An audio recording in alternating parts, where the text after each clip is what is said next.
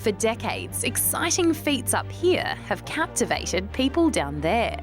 It's one small step for man, one giant leap for mankind. And from early on, Australia's played a really big role in space exploration. In fact, those famous words were first received by radio tracking stations in New South Wales and the ACT. All stations, we have just switched video to honeysuckle. And since then, we've been involved in heaps of other missions, as well as important satellite monitoring. But while we've definitely helped out, we've never been able to control our own space missions. And that's because Australia's never had its own space agency. So which other countries do? Well, there are the big six that you might have heard of. America's NASA, of course, the European Space Agency, Roscosmos, Russia's space agency, the Japanese Space Agency, Indian Space Research Organisation, and Chinese National Space Agency.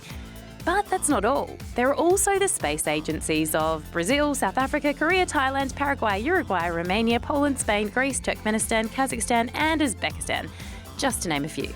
Oh, and New Zealand. Always beating us to it. Of course, not all space agencies are sending people into space, and most aren't even close to the size of NASA or the ESA. But most developed nations do have their own space agency, and that's because space is big business, which can bring a country more jobs, more money, and more prestige. So, for a really long time, a lot of people have been saying Australia should get into the space race. Then last year, this happened. We will commit to establish an Australian National Space Agency to help drive Australia's role in the international space sector. It was exciting news, and now Australia's government's announced it's ready to start launching that plan into action. It's putting $41 million into growing Australia's space industry over the next 4 years. And $26 million of that will go towards getting a space agency off the ground. The new agency will coordinate all of Australia's space projects, and it could be able to launch its own satellites instead of relying on other countries' rockets.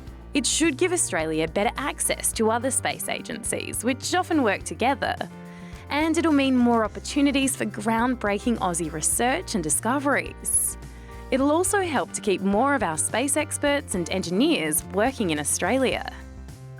Now the question everyone wants answered: will we be sending our own Aussie nauts to space? Unfortunately, probably not for a while. The focus will be more on people down here than sending anyone up there. So what about a name? Something like the National Australian Space Agency, perhaps. Oh, no, that's awkward. We've had to go with just the Australian Space Agency instead.